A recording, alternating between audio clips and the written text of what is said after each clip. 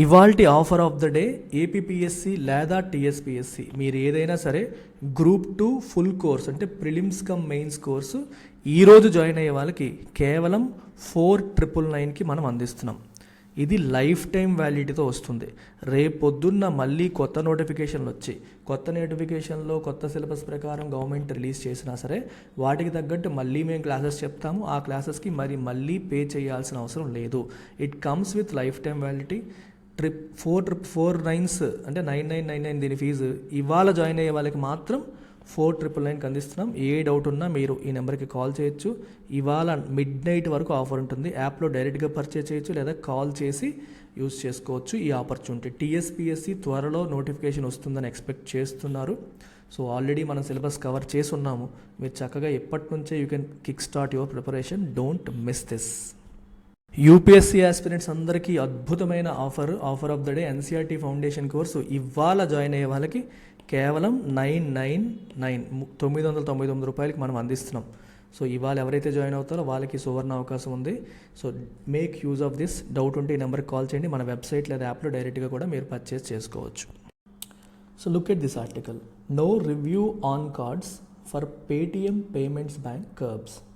Paytm payments Bank పైన RBI కొన్ని curbs అంటే కొన్ని నియంత్రణలు, కొన్ని రెస్ట్రిక్షన్స్ పెట్టింది. వాటిని ఇప్పుడప్పుడే రివ్యూ చేయట్లేదు అని చెప్తోంది. అసలు ఈ పేమెంట్ బ్యాంక్ ఇష్యూ ఏంటి, ఏం జరిగింది పేటిఎం పేమెంట్ బ్యాంక్లో, ఆర్బీఐ ఏ రెస్ట్రిక్షన్స్ పెట్టింది, ఎందుకు పెట్టింది, ఇవన్నీ కూడా ఇవాళ ఈ ఆర్టికల్లో మనం విశ్లేషిద్దాం. First of all I would like to tell you అసలు what is a payment bank. మనం దేంట్లోకైనా వెళ్ళే ముందు అసలు అదేంటి తెలియాలి కదా. ఫస్ట్ పేమెంట్ బ్యాంక్ అంటే ఏంటో ఫస్ట్ మనం చూద్దాం. పేమెంట్ బ్యాంక్ అంటే ఏంటో చూసిన తర్వాత మనం స్టోరీలోకి వెళ్దాం. What is A payments bank, దీని అర్థం ఏంటి? సో పేమెంట్స్ బ్యాంక్ అంటే అర్థం ఏంటి? ఇది కూడా ఎనీ అదర్ బ్యాంక్ లాంటిదే, కాకపోతే it operates, it is like any other bank, it is like any other bank, కాకపోతే it operates at smaller scale. Operates at smaller scale అంటే చిన్న చిన్న కస్టమర్స్ని హ్యాండిల్ చేస్తుంది అని మనం చెప్పొచ్చు. And no credit risk here. No credit risk అంటే అర్థం ఏంటి? Payments banks can't give loans, they can't give loans. పేరుకి బ్యాంకే కానీ ఇది లోన్స్ ఇవ్వలేదు. And they also can't issue credit cards. Credit cards కూడా అవి ఇష్యూ చేయలేవు. సో ఈ పేమెంట్ బ్యాంక్స్ ఏం చేస్తాయంటే డిపాజిట్స్ తీసుకుంటాయి కానీ లోన్స్ ఇవ్వలేవు. క్రెడిట్ కార్డ్స్ని ఇష్యూ చేయలేవు. బ్యాంక్స్ చేసే మిగిలిన పనులన్నీ చేయగలుగుతాయి. ఏం చేయగలుగుతాయి? For example they can accept demand deposits. Demand deposit అంటే అర్థం ఏంటంటే మనకి కరెంట్ అకౌంట్స్ ఇట్లాంటి వాటి డిమాండ్ డిపాజిట్స్ అంటాం. వాటిని యాక్సెప్ట్ చేస్తాయి. They can offer remittance services. దాని ద్వారా మనం ట్రాన్స్ఫర్స్ చేసుకోవచ్చు. ఫండ్స్ ఒకరితో ఒకరికి ట్రాన్స్ఫర్స్ చేసుకోవడం లాంటివి చేయొచ్చు. నెట్ బ్యాంకింగ్ చేయొచ్చు, థర్డ్ పార్టీ ట్రాన్స్ఫర్స్ చేయొచ్చు, పేమెంట్స్ చేయొచ్చు, పర్చేజెస్ కూడా చేయొచ్చు. దాని ద్వారా మనం డిఫరెంట్ సర్వీసెస్ని పర్చేజ్ కూడా చేయొచ్చు. లైక్ మ్యూచువల్ ఫండ్ పర్చేజ్ చేయొచ్చు, బిల్లులు కట్టొచ్చు, ఇలాంటివన్నీ చేయొచ్చు. ఓకే, చిన్న చిన్న డిపాజిట్లు కూడా చేయొచ్చు.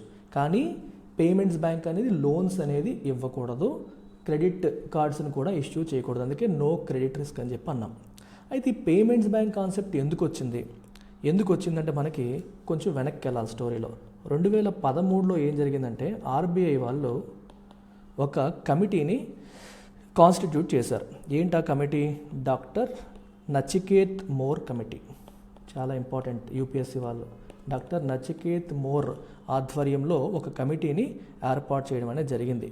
ఈ కమిటీ యొక్క ఆబ్జెక్టివ్ ఏం చెప్పారంటే, కమిటీ యొక్క ఆబ్జెక్టివ్ ఏంటంటే టు ప్రపోజ్, ఓకేనా, measures for achieving financial inclusion and increased access to financial services.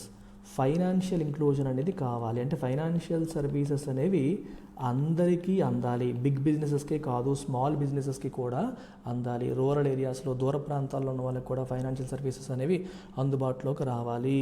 Okay, increased access to financial services. Increased access to financial services అనేది రావాలి అని చెప్పేసి, ఓకే, దీనికోసం you have to suggest measures మెజర్స్ని suggest చేయండి, ఏం చెయ్యాలో చెప్పండి అని చెప్పి డాక్టర్ నచికేత్ మోర్ ఆధ్వర్యంలో ఒక కమిటీని ఏర్పాటు చేయడం అనేది జరిగింది. అండ్ ఇక్కడ టార్గెట్ ఏంటి అంటే మనకి స్మాల్ బిజినెసెస్, చిన్న చిన్న కంపెనీస్ ఉంటాయి చూడండి, చిన్న చిన్న organisations, small businesses and small households, low income households, తక్కువ ఇన్కమ్ ఉండే హౌస్ హోల్డ్స్. అంటే వీళ్ళు బ్యాంకుల్లో అకౌంట్ మెయింటైన్ చేయడం కూడా హెడ్ఏక్ అని భావించే వాళ్ళు, మినిమం బ్యాలెన్స్ మెయింటైన్ చేయాలి, తలనొప్పులన్నీ భరించలేము అనుకునే వాళ్ళు, తక్కువ అమౌంట్స్ సేవ్ చేసుకోవాలన్నా వాళ్ళకి పేమెంట్స్ బ్యాంక్ లాంటిది ఒకటి తీసుకొస్తే, ఇలాంటి వాళ్ళ కోసం కొన్ని మెజర్స్ని సజెస్ట్ చేయమని చెప్పేసి ఆర్బీఐ ఒక కమిటీ ఏర్పాటు చేసింది, doctor Nachiket more committee. So ఈ కమిటీ ఏం చేసిందంటే 2014లో తన రిపోర్ట్ని సబ్మిట్ చేసింది. 2014లో రిపోర్ట్ సబ్మిట్ చేసింది. ఈ 2014లో కొన్ని రికమెండేషన్స్ కూడా ఇచ్చింది.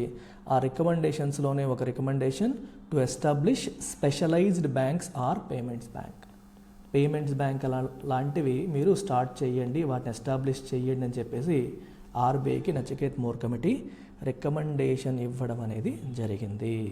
అయితే పేమెంట్స్ బ్యాంక్ వల్ల అడ్వాంటేజ్ ఏమవుతుందంటే పేమెంట్ అండ్ ఫైనాన్షియల్ సర్వీసెస్ అనేవి స్మాల్ బిజినెసెస్కి, లో ఇన్కమ్ హౌస్ హోల్డ్స్కి, మైగ్రెంట్ లేబర్ వర్క్ ఫోర్స్కి, ఇట్లాంటి వాళ్ళందరికీ కూడా అందుబాటులోకి వస్తాయి. దీంట్లో మొబైల్లోనే అన్ని పనులు అయిపోతాయి. సో టెక్నాలజీ డ్రివెన్ ఎన్వైరన్మెంట్లో ఎక్కువ సర్వీసెస్ ఎక్కువ మందికి అందుతాయి, లిమిటెడ్గా వాళ్ళకి అవసరమైన బేసిక్ సర్వీసెస్ ఎక్కువ మందికి అందుతాయి అనే ఉద్దేశంతో ఈ పేమెంట్స్ బ్యాంక్ అనే వాటిని ప్రపోజ్ చేశారు. తర్వాత పేమెంట్స్ బ్యాంక్స్ని ఆర్బీఐ తీసుకురావడం జరిగింది. అలా పేటిఎం వాళ్ళు కూడా ఒక పేమెంట్స్ బ్యాంక్ ఎస్టాబ్లిష్ చేసుకున్నారు. ఇది పేమెంట్ బ్యాంక్ అంటే ఏంటి అనే దానికి ఆన్సర్. నౌ పేటిఎంలో జరుగుతున్న ఇష్యూ ఏంటనేది ఇప్పుడు ఒకసారి గమనిద్దాం. అసలు పేటిఎంలో ఏం జరుగుతుందో ఇప్పుడు మనం ఒకసారి చూద్దాం. ఫస్ట్ 31 జనవరి రోజున ఆర్బీఐ ఏం చేసింది అంటే పేటిఎం పేమెంట్స్ బ్యాంక్కి ఒక ఆర్డర్ పాస్ చేసింది. పేటిఎం పేమెంట్స్ బ్యాంక్ ఈ పర్టికులర్ బ్యాంక్కి ఒక ఆర్డర్ పాస్ చేసింది. ఏంటది? వాళ్ళ కోర్ సర్వీసెస్ ఏవైతే ఉన్నాయో వాటిని ఇకపై ఆఫర్ చేయకూడదు. Whatever core services you are offering till date you should not offer them from now onwards, including accounts, wallets, ఇవన్నీ కూడా మార్చి నుంచి మీరు ఆపరేట్ చేయకూడదు, ఫిబ్రవరి 29కి ఆపేయాలి అని చెప్పడం జరిగింది. So you cannot offer any of your core services including accounts, wallets, transfers from March అని క్లియర్గా చెప్పడం జరిగింది. అయితే పేమెంట్స్ బ్యాంక్ యొక్క లైసెన్స్ క్యాన్సిల్ చేసిందా అంటే నో, లైసెన్స్ అనేది క్యాన్సిల్ చేయలేదు. లైసెన్స్ నాట్ క్యాన్సిల్డ్, లైసెన్స్ ఉంది కానీ సర్వీసెస్ ఏవి ఆఫర్ చేయకూడదని దానిపైన ఒక రెస్ట్రిక్షన్ అనేది పెట్టింది. తన యొక్క సర్వీసెస్ని చాలా వరకు కట్ షార్ట్ చేసుకోవాలని రెస్ట్రిక్షన్ అనేది పెట్టడం జరిగింది. అయితే మీకు డౌట్ రావచ్చు, మరి చాలామంది పేటిఎం పేమెంట్స్ బ్యాంక్ యూజ్ చేస్తూ ఉంటారు కదా, మరి వాళ్ళ డబ్బుల సంగతి ఏంటి అంటే దానికి ఏం చెప్పిందంటే ఆల్రెడీ ఎవరైతే పేటిఎం పేమెంట్స్ బ్యాంక్లో మనీ మెయింటైన్ చేస్తున్నారో మీరు you can either withdraw or utilize the balance.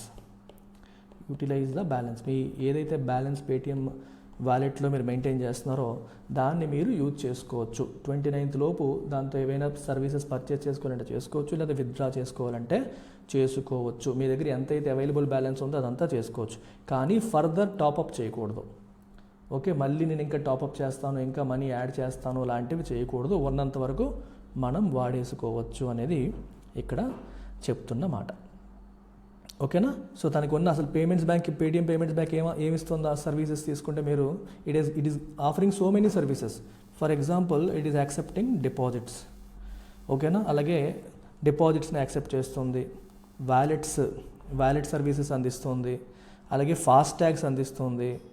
ఓకేనా? ట్రాన్స్ఫర్స్ ఇలాంటి వాటిని చేయడానికి కూడా అలౌ చేస్తుంది. ఇవన్నీ కూడా ఇకపై ఆపేయాలి. లైక్ ఫండ్ ట్రాన్స్ఫర్స్ కూడా ఇకపై చేయకూడదు. ఫిబ్రవరి 29 తర్వాత, అంటే మార్చి నుంచి ఫిబ్రవరి 29 తర్వాత అసలు ఎటువంటి ట్రాన్సాక్షన్స్ చేయకూడదని క్రిస్టల్ క్లియర్గా ఆర్బీఐ చెప్పడం జరిగింది. ఓకే, అయితే అసలు విషయానికి మనం ఇంకా రాలేదు. అసలు ఆర్బీఐ ఎందుకు ఇట్లా చెప్పింది? ఆర్బీఐ ఇలా చెప్పడానికి గల కారణం ఏంటి? ఆర్బీఐ ఇలాంటి రెస్ట్రిక్షన్స్ పేమెంట్స్ బ్యాంక్ పైన పెట్టడానికి గల కారణం ఏంటి?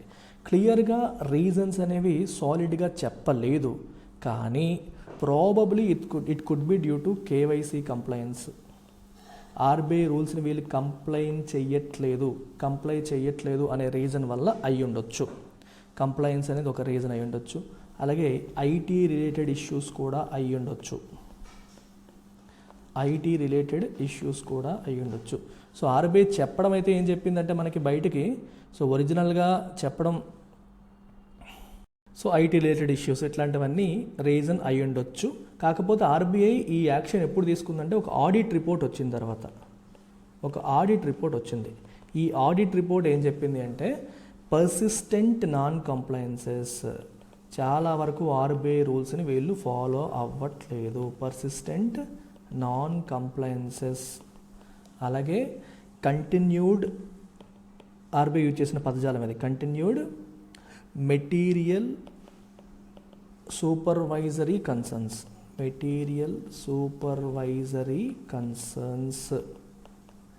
వీటి వల్ల మేము వాళ్ళ యొక్క ఆపరేషన్స్ని రెస్ట్రిక్ట్ చేస్తున్నామని ఆర్బీఐ అఫీషియల్గా ఇచ్చిన స్టేట్మెంట్ ఇది. కాకపోతే వెనకాల స్టోరీ ఏంటంటే కేవైసీ కంప్లైంట్స్లో కావచ్చు, ఐటీ రిలేటెడ్ ఇష్యూస్లో కావచ్చు, కొన్ని కంప్లైంట్స్ ఫుల్ఫిల్ చేయకపోవచ్చు అనేది ఒకటి.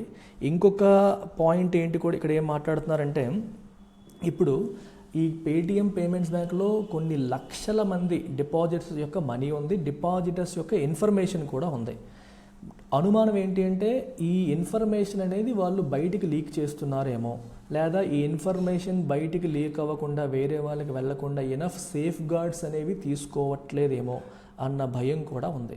సో డిపాజిటర్స్ మనీ కావచ్చు, డిపాజిటర్స్ ఇన్ఫర్మేషన్ కావచ్చు, వేరే వాళ్ళకి ఎక్స్పోజ్ అవ్వకుండా తీసుకోవాల్సిన రిస్క్ లేకుండా చేయాల్సిన పనులు ఏవైతే ఉన్నాయో అవి సరిగ్గా చెయ్యట్లేదు అనేది ఒక ప్రధానమైన డౌట్. సో ఇక్కడ ఇంకొక పాయింట్ ఏంటంటే పేటిఎం విషయంలో చైనాకి చెందిన అలీబాబా, ఇది చైనాకి చెందిన సంస్థది, పేటిఎం పేమెంట్స్ బ్యాంక్ పేరెంట్ కంపెనీలో స్టేక్ ఉంది. మన డిసెంబర్ పీరియడ్ తీసుకుంటే వాళ్ళకి అప్పటికి స్టేక్ అనేది ఉంది. మరి చైనాకి చెందిన సంస్థ దీంట్లో ఇన్వెస్టర్గా ఉంది కాబట్టి మరి వాళ్ళకి ఈ డేటా అందరికీ ఎక్స్పోజర్ ఉంటుందా? ఒకవేళ ఈ payments bank depositors data, information, వాటన్నిటికీ డీటెయిల్స్ అన్నీ వాళ్ళకి కంప్లీట్గా యాక్సెస్ ఉందేమో అన్న అనుమానం కూడా ఉంది. అర్థమవుతుందా? ఎందుకంటే చైనాకి ఇండియాకి మధ్యలో రిలేషన్స్ అంతగా బాగాలేవు. సో చైనీస్ కంపెనీస్ ఇండియన్ కంపెనీస్లో ఇన్వెస్టర్స్గా ఉన్నప్పుడు ఇండియన్ కస్టమర్స్ యొక్క డేటా అనేది వాళ్ళకి ఎక్స్పోజ్ అవుతుంది అనేది ఒక కన్సర్న్. అలా ఎక్స్పోజర్ కాకుండా ఇనఫ్ సేఫ్ గార్డ్స్ ఈ ఆర్గనైజేషన్ తీసుకొని ఉండాలి. కానీ వీళ్ళు అలాంటి యాక్షన్స్ తీసుకున్నట్లుగా ఆర్బీఐకి సాటిస్ఫాక్షన్ అనేది దక్కలేదు. సో ఇనఫ్ సాటిస్ఫాక్షన్ ఉంటే ఈ కన్సర్న్స్ అన్నింటిని వాళ్ళు అడ్రస్ చేసి ఉంటే ఎలాంటి యాక్షన్ తీసుకునే పరిస్థితి వచ్చేది కాదు. వాళ్ళు ఇటువంటి కన్సర్న్స్ని అడ్రస్ చేయలేకపోయారు కాబట్టి ఈరోజు ఆర్బీఐ ఇటువంటి యాక్షన్ తీసుకునే పరిస్థితి అనేది మనకు వచ్చింది అని మనం చెప్పొచ్చు. So this is the story about Paytm payments bank crisis. UPSC ఆస్పిరెంట్స్కి ఎల్టీఎక్స్ క్లాసెస్ అందిస్తున్న ఈ సువర్ణ అవకాశం ఏంటది? 3000 రూపీస్కే ప్రిపరేషన్ కిక్ స్టార్ట్ చేసే ఈ సువర్ణ అవకాశం ఏదైతే ఉందో ఇది లాస్ట్ 3 days 15th February వరకు మాత్రమే ఉంది. ఎవరెవరికైతే ఇంట్రెస్ట్ ఉందో యూపీఎస్సీ ప్రోగ్రాము జాయిన్ అవ్వాలని ఇంట్రెస్ట్ ఉందో తక్కువ ఈఎంఐతో జాయిన్ అయ్యే ఈ చివరి అవకాశం మీకు ఇంకొక 3 రోజులు అంటే 15th వరకు మాత్రమే ఉంది. సో దీన్ని యూటిలైజ్ చేసుకోండి. Don't waste time.